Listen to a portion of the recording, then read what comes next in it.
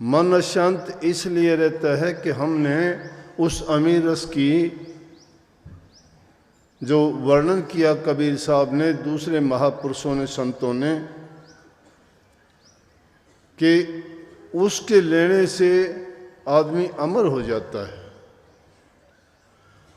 और उसका नाम दिया हरि रस, नाम रस, अमल, निज नाम का बोल दिया, अमृत नाम, अमर नाम, अजर नाम। उस नाम को प्राप्त करने के आदमी जब उसकी कमाई करता है तो मन में शांति आ जाती है। लेकिन हम कहने से, देखा देखी से ये नहीं है कि उनको लाभ नहीं मिलता, मिलता है लाभ, लेकिन पूर्ण लाभ कब होगा?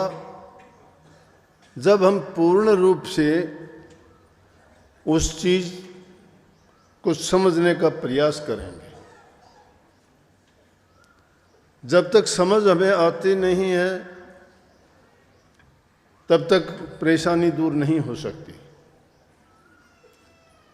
और उसके लिए शुरुआत कहाँ से होगी? घर से ही होगी, परिवार से होगी। घरों में जब आप सीखते हो, वहाँ से आपको जो प्राथमिक शिक्षा, आचरण, व्यवहार, संस्कार मिलते हैं, वही आप बाहर जाके समाज में और अपने जीवन में करते हो। जिसको जैसी शिक्षा परिवार से मिल जाती है, माँ बाप से मिल जाती है, चाहे वो उसके बाद विद्यालय में जाता है, चाहे वो आध्यात्मिक शिक्षा के लिए गुरु के पास जाता है, या चाहे वो किसी व्यवसाय कारोबार में उतरता है, वो चीज़ उसके जीवन के हर पहलू में काम आती है। संयम, अनुशासन सबसे पहली जरूरत की चीज़ें हैं। इंसान जब इन चीज़ों को सीख जाता है तो उसके दिल में धैर्य, शांति भी अपने आप आ जाती है। इंतज़ार करना चाहिए, कभी किसी चीज़ को देखे घबराओ नहीं, बौखलाहट में ना आओ। प्रकृति अपने हिसाब से चलती है, लेकिन हम अपने उतावलेपन के कारण अगर प्रकृति के विरुद्ध काम करेंगे, या हालात के विरुद्ध भी वही हालत है, हालात के विरुद्ध काम करना शुरू कर देंगे तो हमें दुख और कष्ट ही होगा। तो शांति कैसे मिलेगी? शांति मिलेगी उस नाम में यकीन करने से। अब दुख क्यों होता है? यकीन नहीं करते, विश्वास नहीं है। इसलिए वो नाम कहाँ से मिलेगा? गुरु से मिलेगा। गुरु कौन? गुरु तत्ववेता हो, त्रिगुण रहित हो, गुरु की भक्ति जिसने की हो, जिसने अपने जीवन में तप, त्याग और साधना की हो। जिस गुरु के पास ये चीजें नहीं है ना, वो गुरु किसी को त्याग नहीं सकता, क्योंकि उसने खुद जब चीजें ये देखी नहीं, अपनाई नहीं, वो जानता नहीं त्याग क्या है, वो नहीं जानता साधना क्या होती है। सीधी किसी को अपॉइंटमेंट दे के बैठा दिया तो वो क्या जानेगा? अनुभव की जरूरत पड़ती है हर चीज में। और ये तो ऐसा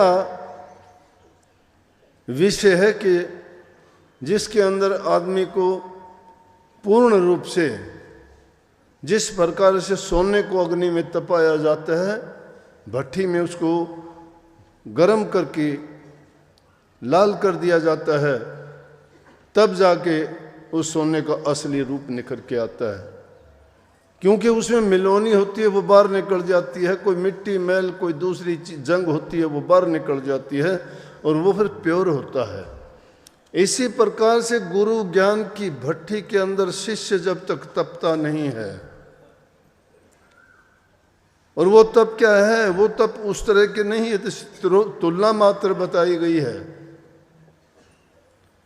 तपना यह है कि इस दुनिया में जहां हम आए हैं, काल और माया का पैरा है।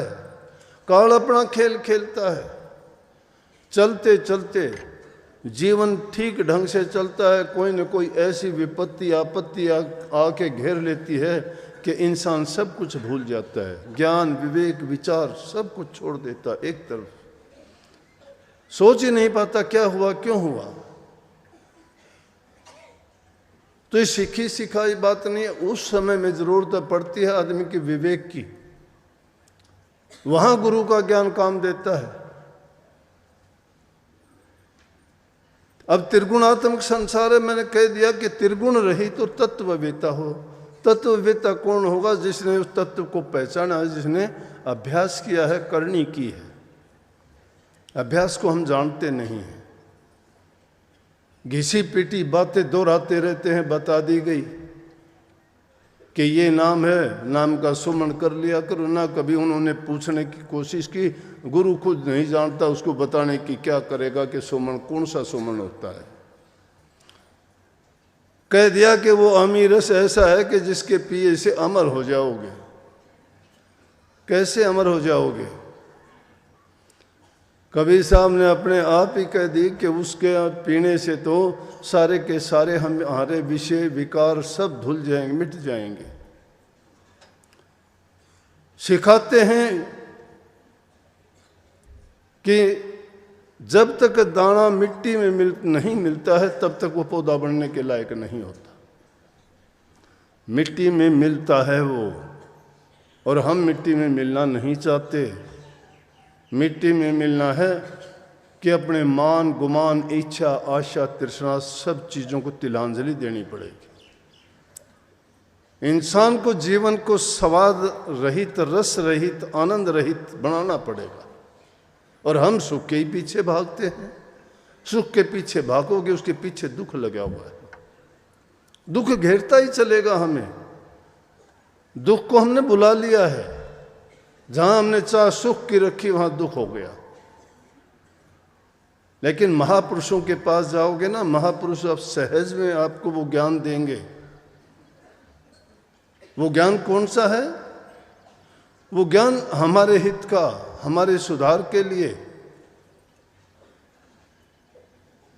और वो ज्ञान किससे? ज्ञानियों से नहीं मिलता। इंसान को ज्ञान अगर लेना चाहो तो अरस्तु के पास एक आदमी गया। अरस्तु बड़ा विद्वान आदमी था, बड़ा पढ़ा लिखा था।